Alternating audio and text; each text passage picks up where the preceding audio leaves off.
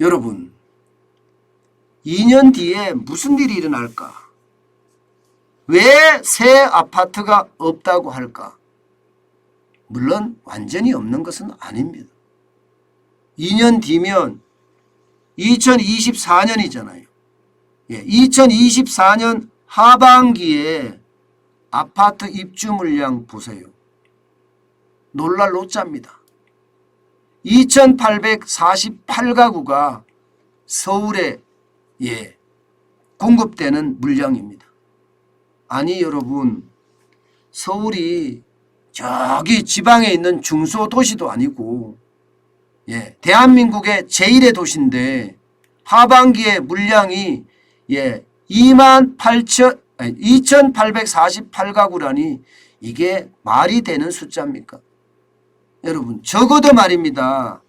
서울에는요, 거의 5만 가구 정도가 공급이 돼야 합니다.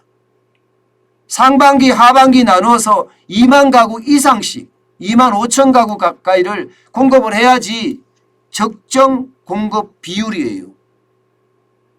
그런데 지금 2024년을 보면 상반기가 9,033가구고요. 하반기가 2,848가구예요. 합쳐서 11,881가구밖에 안 됩니다. 이게 민간업체에 조사한 거예요. 부동산 R114에서.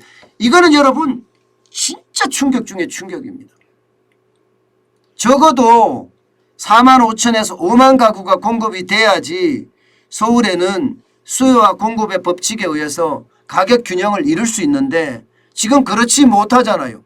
2021년에도 여러분 보시다시피 3만 2,689가구밖에 안 됩니다. 2021년에도. 이게 또 5만 가구에 턱없이 부족합니다. 그러니까 서울 아파트 가격이 올라가는 것은 당연한 거예요. 당연한 거예요. 올해도 지금 전망이긴 하지만 2만 2,092가구밖에 안 됩니다. 그러면 적정 가구보다도 엄청나게 낮은 거죠. 절반보다도 더 낮은 거예요. 절반보다도. 그러니까 집값이 떨어지려고 해도 떨어질 수가 없는 그런 상황이라는 거예요. 공급 자체가 없으니까요. 2023년도 마찬가지입니다. 지금 현재까지 보면 새 아파트가 2만 3,975가구밖에 안 된다고 지금 예측이 되고 있어요. 그러면 여러분, 시장의 위험은 얼마나 커진다는 거예요. 수요와 공급의 어떤 원리가 안 맞아진다는 거잖아요. 수요는 많은데 공급이 딸린다. 시중의 통화량은 엄청난데 공급은 딸린다. 집값은 또 올라간다는 신호가 될 수도 있는 겁니다. 또 올라간다는 신호가. 저는 이게 결국 말입니다. 2024년에는요. 역사상 최악의 그런 공급 한파가 될 가능성이 크다. 이렇게 생각을 합니다. 11,881가구는요. 역대 최저 입주 물량이기도 하고요. 심지어 말입니다. 금융위기 직후보다도요. 40% 이상 줄었습니다. 40% 이상. 경제를 도대체 어떻게 한 거예요? 완전히 망쳐놓은 거잖아요. 완전히 5년 동안.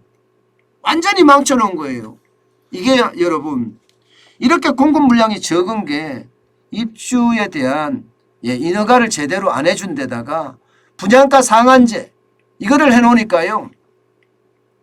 건설회사들이 수주를 안 해요. 해봤자 손해니까 왜 하겠습니까? 지금 만약에 2024년까지 이대로 간다면 여러분 시장의 어떤 불안 폭은 점점 커지는 겁니다. 사실 말입니다. 2020년 7월이었나요? 2020년 7월입니다. 그때 정부가 민간택지 분양가 상한제를 시행을 했습니다. 그러면서 시장에서는 저도 그런 이야기를 했어요. 이거 공급에 문제 엄청나게 가져올 수 있다. 왜냐하면 주변 시세보다도 20% 30% 낮으니까 어느 누가 집을 지어서 아파트를 지어서 분양을 하려고 하겠느냐.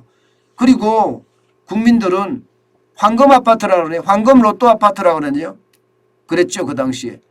로또 아파트 당첨만 되면 그냥 2억 3억은 쉽게 번다 이렇게까지 말할 정도로 난리가 아니었거든요. 그 여파가 지금 터진 거예요. 지금 터지고 있을 거고요. 앞으로도 터질 겁니다. 이렇게 되면 여러분 집값이 떨어진다고 이야기하는 건 과연 이게 될런지 참 안타까워요.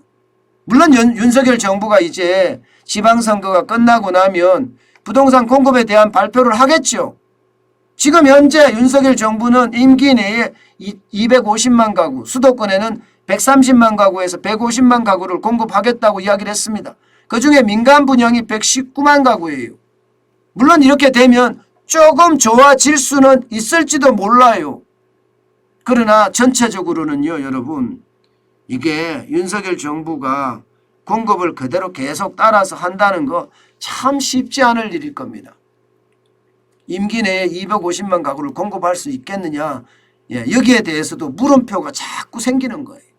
물음표가.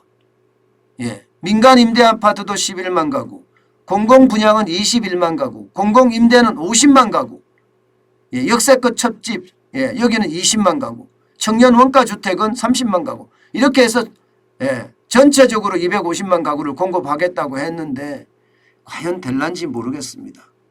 물론 지금 공급이 이만큼 딸리니까 가격이 당연히 올라갈 거는 분명해 보여요. 그렇지만 이제 뭐 예, 윤석열 정부가 이제 예, 며칠 안 됐으니까 이제 부동산 정책이 어떻게 펼쳐지는지에 따라서 굉장히 달라질 겁니다.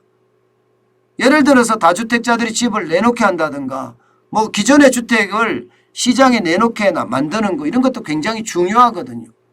예, 다양한 방법을 통해서 집값을 잡으려고 노력을 할 거라고 저는 보는데 그래서 단기적으로는 지금 정중동이지만 결국은 떨어지지 않겠느냐 저는 그렇게 보고 있거든요. 예, 그런데도 이 공급이 이렇게 작으니까 예, 불안한 것은 솔직히 사실이에요. 지금 지표가 나올 때마다 저는 놀라는 게 야, 이렇게 되다가는 시장의 위험까지도 커질까 사실 두렵다 이런 생각 솔직히 저는 많이 해봅니다.